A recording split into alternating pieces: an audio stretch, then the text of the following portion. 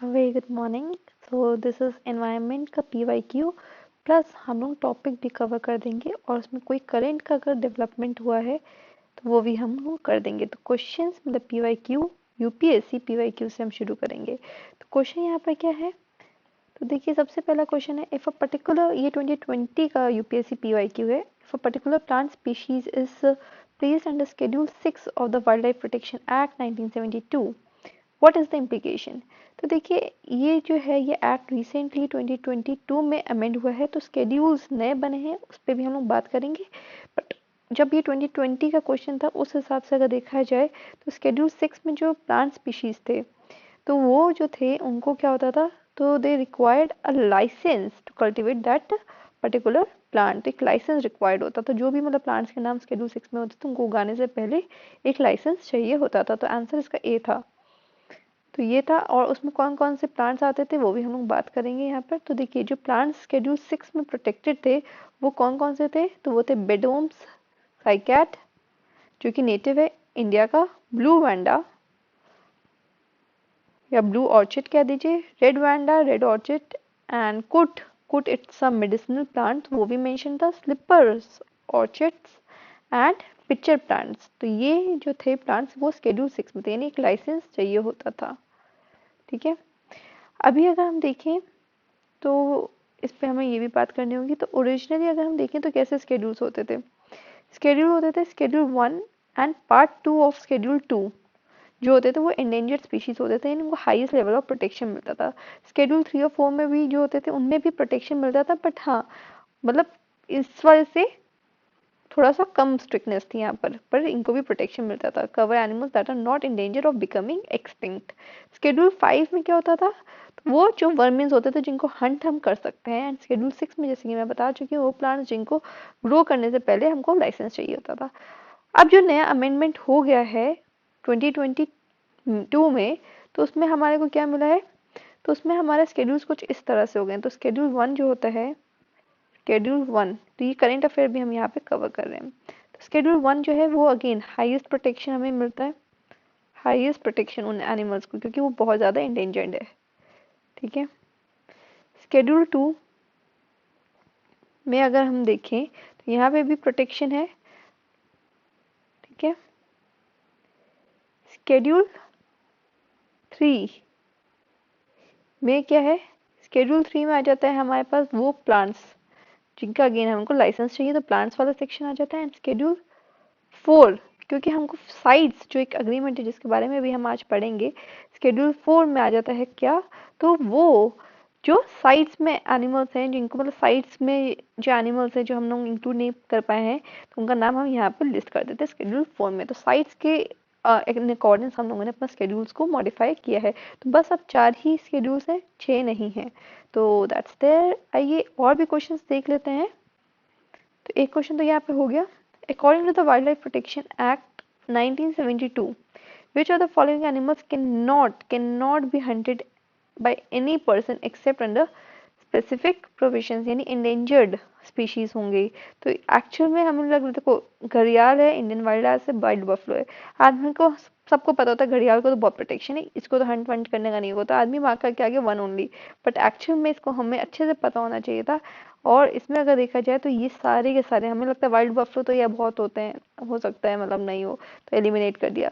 पर यहाँ पे कोई एलिमिनेशन टेक्निक नहीं थी, its share question of knowledge and that's it. तो यहाँ पे हो गया घड़ियाल, इंडियन वाइल्ड लाइफ और वाइल्ड बफलो, तीनों को ही आप हंट नहीं कर सकते। तो आंसर हो गया हमारा गया 1, 2 एंड 3। फिर नेक्स्ट क्वेश्चन है, in India if a species of tortoise is declared as protected under schedule 1 of the wild life protection act 1972, what does it imply. जैसे कि मैं बता चुकी हूँ शेड्यूल 1 में सबसे ज्यादा प्रोटेक्शन है, तो it enjoys the same level of protection as the tiger. So that's there. और भी ऑप्शन देखे तो क्या था, it no longer exist in the wild, ऐसा कुछ नहीं है। इट इज एंडेमिक टू, ऐसा कुछ नहीं है। एंड बोथ बी एंड सी, तो ऐसा भी नहीं है, बी और सी तो गलत ही है। तो ए इसका आंसर था। That's there. यहाँ पे ये जो है ये मैंने आपको बताया था, ये अमेंडमेंट जो रिसेंटली हुई है, जो सबसे ज़्यादा अपडेटेड वर्जन है वो यही है। तो अब आपको ये याद रखने होंगे। ठीक है, इसके अलावा भी हम पढ़ते हैं, तो यहाँ पे हमने पढ़ लिया। तो wild life protection act amendment के बारे में हमको थोड़ा पता होना चाहिए। तो ये जो अमेंडमेंट एक्ट हुआ है, तो यहाँ पे क्या है, कुछ लॉज के एस्पेक्ट्स को यहाँ पे किया गया है। फिर अगेन यहाँ पे अगर देखा जाए तो national board for wild life के अगेन द आइडिया यहाँ पे क्या था, साइट्स के अकॉर्डिंग में लाना था। चीफ वाइल्ड लाइफ वार्डन का क्या होना चाहिए, तो अगेन कैप्टिव एलिफेंट्स के अराउंड क्या कॉन्ट्रोवर्सीज है, ये सब हमको पता होना चाहिए। तो let's get to the detail of the act itself and the amendment को भी हम करेंगे, तो please stay tuned and let's continue here only. तो यहाँ पे देखिए जो ओरिजिनल एक्ट है हमारा 1972 में, उसमें इम्प्लीमेंटिंग एजेंसीज कौन सी है। पहले तो ओरिजिनल एक्ट आपको पता होना चाहिए, पेरेंट एक्ट क्या है, उसमें अमेंडमेंट्स क्या होनी है वो आपको बाद में, पहले ओरिजिनल एक्ट पे आइए। सेंट्रल लेवल पे देखा जाए तो wild life division in the directorate general of forest in MOEFCC। तो सेंट्रल लेवल पे भी प्रोटेक्शन होता था, स्टेट लेवल में भी इम्प्लीमेंटिंग एजेंसीज होती थी, इतना ध्यान नहीं रखना है। की प्रोविजंस क्या था, तो वाइल्ड लाइफ वार्डन्स वगैरह को बनाना। तो अगेन आपसे पूछा जाएगा वाइल्ड लाइफ वार्डन्स किस एक्ट के अंदर स्टैब्लिश्ड है, तो आपको पता होना चाहिए वाइल्ड लाइफ प्रोटेक्शन एक्ट 1972 के अंदर स्टैब्लिश्ड है। एम्पावर क्या करता है, तो एम्पावर करता है स्टेट को to declare protected areas under 4 categories, national parks, wildlife sanctuaries, community reserves and conservation reserves. Community और कंजर्वेशन रिजर्व्स पे भी क्वेश्चन हम लोग कर चुके हैं, आप हमारे यूट्यूब चैनल पे जरूर देखिएगा।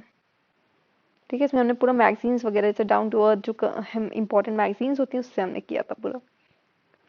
Prohibits the hunting of endangered species, ये तो हमको पता ही है। ट्रेड करने पे भी रोक लगाना ये सब करता है। एंड प्रोवाइड्स फॉर लाइसेंसेस, तो अगेन लाइसेंसेस को भी किसी अगर कोई सेल ट्रांसफर या पोजेशन करना हो किसी वाइल्ड लाइफ स्पीशीज का, तो उसका कैसे लाइसेंसिंग वगैरह होगा, वो भी उसकी पेक्यूलरिटीज भी जो है वो इसी एक्ट में दी गई हैं। फिर क्रिएटेड 6 शेड्यूल, जैसा कि मैंने बताया था, जो अब जो है वो 4 हो गया है, और इसमें अगेन वेरिंग डिग्री होता है, तो फ्लोरा भी है, फोना भी है। ठीक है, ये मत सोचिएगा कि सिर्फ फ्लोरा है फिर या सिर्फ फोना है, नहीं, एनिमल्स एंड प्लांट्स सबके बारे में यहाँ पे बात है। तो ये हमारा ओरिजिनल एक्ट था। इंपॉर्टेंट बॉडीज कौन कौन सी थी एक्ट में, ये क्वेश्चन आया हुआ है। तो national board for wild life, ये भी इसी एक्ट के अंदर स्टैब्लिश हुई है। तो ये एक एडवाइजरी बोर्ड होता है, एडवाइज करता है, और चेयर कौन कर रहा है इसको, तो प्राइम मिनिस्टर करते हैं। तो यानी आप सोच सकते हैं बहुत इंपॉर्टेंट बॉडी है। तो national board for wild life under wild life protection act 1972, and it's a apex body to review and approve all the matters related to wildlife projects of national parks, sanctuaries, etc. Second क्या है, national tiger conservation authority. तो tiger पे हम लोगों का बहुत, project tiger हमारा है, तो यहाँ पे प्रोजेक्ट टाइगर को एक तरह से स्टैट्यूटरी अथॉरिटी दे दिया। तो टाइगर कंजर्वेशन से रिलेटेड है, ये भी इसी एक्ट के अंदर बनी है। और थर्ड इंपॉर्टेंट बॉडी क्या है, सेंट्रल जू अथॉरिटी। तो ये एक बॉडी है जो कि स्टैब्लिश हुई थी 1992 में, अगेन सारे जूस को देखना, तो सेंट्रल जू अथॉरिटी। ठीक है, तो ये तीनों इंपॉर्टेंट बॉडीज हैं जो इसी एक्ट के अंदर बनी हैं। अब जो ये रीसेंट अमेंडमेंट हुआ है, ये जो रीसेंट अमेंडमेंट हुआ है, इसके बारे में भी पढ़ लेते हैं। तो ये बिल है, ये प्रोहिबिट करता है एनी पर्सन फ्रॉम मॉडिफाइंग और removing the identification mark of the specimen. Additionally, every person possessing live specimens of scheduled animals must obtain a registration certificate from the management authority। तो एक तरह से एक सिस्टम बैठाया जा रहा है यहाँ पर। ये हो गया कि आपको एक मतलब क्या कि कोई स्पेसिमेन है जो इस एक्ट के अंदर लिखा हुआ स्पीशीज है, उसका कुछ करना है तो आपको पास प्रॉपर सर्टिफिकेशन होना चाहिए, डॉक्यूमेंटेशन होना चाहिए। इन्वेजिव स्पीशीज के बारे में भी एक है। तो invasive species refers to the plant, जो कि अगेन प्लांट या एनिमल जो नेटिव नहीं है और जो बहुत ज़्यादा मतलब बढ़ जाती है तादाद जिसकी, और फिर वो प्रॉब्लमेटिक हो जाता है। तो बिल एम्पावर्स, किसको एम्पावर करती है, central government to regulate the import etcetera of invasive species. तो अगेन सेंट्रल गवर्नमेंट यहाँ पे कर रही है, ये आपको पता होना चाहिए। ठीक है, कंट्रोल ऑफ सैंक्चुरीज क्या है, तो यहाँ पे चीफ वाइल्ड लाइफ वार्डन को ही कंट्रोल करने को कहा गया है। किसको, सारी जितनी भी sanctuaries. Chief wild life warden बहुत हाई पोस्ट होती है, जो हाईएस्ट आईएएस ऑफिसर होते हैं ना, वो चीफ वाइल्ड लाइफ वार्डन होते हैं, जिसमें फॉरेस्ट वगैरह की रिस्पॉन्सिबिलिटीज दी जाती है। और ये अपॉइंट कौन करता है, तो ये अपॉइंटेड है जो स्टेट लेवल पे, तो स्टेट गवर्नमेंट ही इसको अपॉइंट करती है। ठीक है, तो जितनी भी सैंक्चुरीज होंगी स्टेट में सब पे ये देखेंगे। Actions of the chief wildlife must be in accordance with the management plans of the sanctuary। जो मैनेजमेंट प्लान बनाए गए उसके अकॉर्डिंग होना चाहिए, ये लाइन भी लिखी गई है। तो आप समझ सकते हैं। तो अगेन क्वेश्चन ऑफ फेडरलिज्म पे भी हम लोग यहाँ पे आएंगे आगे, क्रिटिसिज्म जब हम करेंगे। कंजर्वेशन रिजर्व्स की बात करें तो under the act state governments में डिक्लेयर एनी एरिया जो भी नेशनल पार्क या सैंक्चुरीज के पास में है, उसको प्रोटेक्शन चाहिए या वहाँ पे बहुत सारे एनिमल्स वगैरह हैं तो उनको प्रोटेक्शन करना है, तो अगेन स्टेट गवर्नमेंट्स जो हैं वो डिक्लेयर कर सकती है। यहाँ पे इस बिल में क्या है, सेंट्रल गवर्नमेंट को भी नोटिफाई करने का अधिकार दिया गया है। तो the bill empowers the central government to notify the conservation reserve. Okay, so conservation reserve कौन नोटिफाई कर सकता है? तो सेंट्रल गवर्नमेंट भी कर सकती है। कंजर्वेशन रिजर्व क्या होता है? Under the act the state government में डिक्लेयर एरियाज, ये तो हम पढ़ चुके हैं। सरेंडर ऑफ कंजर्वेशन रिजर्व आपको पता है, तो वही पास में जैसे नेशनल पार्क के बाउंड्री के पास में कोई आपको लग रहा है कि हाँ इसको करना चाहिए, तो वो आ गया, तो उसको आप कर सकते हैं। सेंट्रल गवर्नमेंट भी कर सकती है, स्टेट गवर्नमेंट भी कर सकती है। Surrender of captive animals. So the bill provides for any person to voluntarily surrender any captive animal or animal products to chief wildlife warden. पर उसको कोई कंपनसेशन नहीं दिया जाएगा, जैसे किसी को मिल गया कोई तो वो जाके चीफ वाइल्ड लाइफ वार्डन पे कह सकता है कि देखो ये कैप्टिव एनिमल है, आप इसको मतलब अगेन प्रोटेक्ट करिए। तो इस तरह से the surrender items becomes the property of the state government. तो जो भी सरेंडर एनिमल होगा वो किसकी प्रॉपर्टी मानी जाएगी? स्टेट गवर्नमेंट की प्रॉपर्टी मानी जाएगी, जिस चीफ वाइल्ड लाइफ वार्डन। तो अगेन सो दैट्स देयर, ये पता होना चाहिए। हम लोग क्या कह देंगे? सेंट्रल गवर्नमेंट, यहाँ पे स्टेट गवर्नमेंट लिखा हुआ है, ठीक है। अबाउट साइट्स, तो साइट्स के अकॉर्डिंग में करना है, इस बिल में साफ साफ है। तो साइट्स क्या है? तो it stands for this particular phrase that is convention on international trade in endangered species of wild fauna and flora, ठीक है। इट्स अ ग्लोबल एग्रीमेंट, ताकि इंटरनेशनल ट्रेड जो है ना इस तरह का वो बैन हो जाए, मतलब कि मतलब एनिमल्स को जो थ्रेट पहुंचा रहा है, इतना ट्रेड कर दिया है, तो वो बैन हो जाए, ठीक है। तो साइट्स का क्या है? तो अगेन द आइडिया इज कि यहाँ पर इस बिल में क्या है, currently the act has 6 schedule, जैसे कि मैंने बता दिया था, बट अभी इसको 4 कर दिया गया है, ठीक है। The bill reduces the number two 4, reducing the number of schedules for specially protected animals to 2, removes the schedule, जो वर्मिन स्पीशीज पे नहीं था एक, वो हटा दिया गया है। तो शेड्यूल 5 जो था वर्मिन स्पीशीज को मारने का, कि जो थ्रेट हो रहे हैं या प्रॉब्लमेटिक हो रहे हैं उनको मार देना, वो शेड्यूल हटा दिया गया है। और इसमें एक और हो गया कि साइट्स के हिसाब से कर दिया जाए, ये मैं बार बार आपको बता दी हूँ इसी वीडियो में, याद कर लेना ये चीज़। ऑब्लिगेशंस क्या है under sites? So bill provides for the central government, तो ऑब्लिगेशन द साइट्स क्या है? तो bill provides for the central government to designate a management authority and scientific authority होनी चाहिए, जो कि है हमारे पास। Bill prohibits any person from modifying और removing the identification mark of the specimen, ये भी हमने इंक्लूड कर लिया है। एंड ग्लोबल एग्रीमेंट है, ठीक है, ट्रेड रेट को रोकने के लिए है, मतलब कि एनिमल्स को थ्रेट ना हो जाए। And in 1973 21 countries addressed the issue by signing the CITES, so that's the year। Sites international convention है, दैट ये सब आप छोड़ दीजिए। क्या इंपॉर्टेंट पॉइंट्स है वो भी आपको देखने आने चाहिए, तो वो मैं आपको दिखा रही हूँ कि how to skip points which are not important and how to focus on the points which are actually very important. So the protected species are grouped in 3 categories. तो अगेन 3 कैटेगरीज है, ये साइट्स के बारे में बता रहे हैं, साइट्स में किस तरह से दिया हुआ है। तो अपेंडिक्स 1 में क्या जाता है? जो सबसे ज्यादा इंडेंजर्ड प्लांट्स और एनिमल्स होते हैं, जैसे टाइगर्स, गोरिल्लास, ये इसके अपेंडिक्स 1 में है साइट्स के। अपेंडिक्स 2 में क्या है? कोरल्स आ जाती हैं। तो कोरल्स, अगेन आपको कोरल्स के बारे में पता होना चाहिए। They are not yet threatened with extinction but which could become threatened if unlimited trade were allowed, तो इसलिए अभी नहीं है थ्रेटेंड, बट हो जाएंगे अगर ट्रेड पे रोकावट नहीं लगाया। एंड अपेंडिक्स 3 में क्या है? schedules whose trades is only regulated with a specific country, एक पर्टिकुलर कंट्री कह दे कि हाँ इसको रोकना चाहिए, तो can be placed in appendix 3 if that country requires cooperation from other nations to help prevent exploitation. भैया देखो इसको प्रोटेक्ट करना जरूरी है, जैसे इंडिया बोल दे और फिर बाकी कंट्रीज भी आके कहें कि हाँ करते हैं चलो कोऑपरेट, तो वो हो जाता है अपेंडिक्स 3, ठीक है। तो दैट्स देयर। इश्यूज क्या है? तो अब ये जो बिल का अमेंडमेंट हुआ है उसमें कुछ कुछ इश्यूज भी रह गए हैं। तो रिडक्शन ऑफ द स्केड्यूल्स, इसकी वजह से क्या है कि एक तरह से कंफ्यूजन हो गया। मतलब देखो सेम प्रोटेक्शन टाइगर्स और जैकल्स को दे दिया गया है, सेम प्रोटेक्शन दे दिया गया ग्रेट इंडियन बस्टर्ड और कॉमन बार्न आउल्स को, सेम प्रोटेक्शन दे दिया गया king cobra and rat snakes को।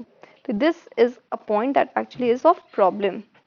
तो टाइगर जैकल्स को अब ये जो कि देखो ये न्यूज़पेपर का आया है, ये न्यूज़पेपर से मैंने ये पॉइंट लिया है, तो आपको ये पता होना चाहिए।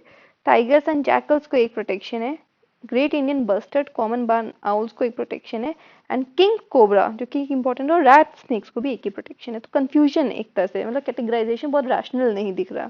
तो अनसाइंटिफिक क्लासिफिकेशन, जैसे कि स्पॉटेड डियर की बात करें, चीतर की, वो हमने शेड्यूल 1 में डाल दिया है, ये हर जगह कॉमन है। इनके बाकी इन्वेजिव स्पीशीज है अंडमान में, और इसकी वजह से बहुत ज़्यादा वेजिटेशन को हार्म हुआ है।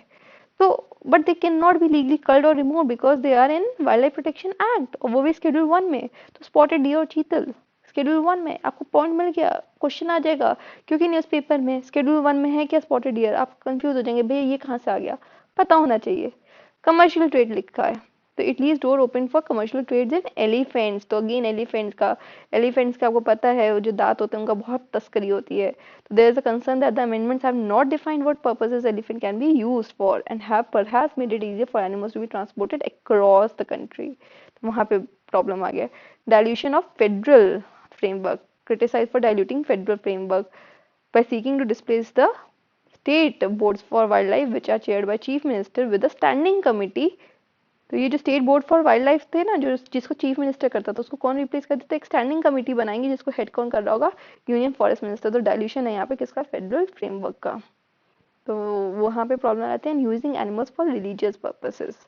सो एलिफेंट शेड्यूल 1 का जो एनिमल है are permitted to be use for religious और एनी अदर पर्पस भी डाल दिया है। तो दिस हैज बीन क्रिटिसाइज्ड, मतलब ये क्या अदर पर्पस करता हूँ क्या होता है। तो यहाँ पे हमने इश्यूज भी कर लिया है, आपको पता होना चाहिए, मेंस में भी क्वेश्चन आ सकता है और प्रीलिम्स में तो आएगा ही आएगा। So that's there. So please like, share and subscribe our YouTube channel. Thank you.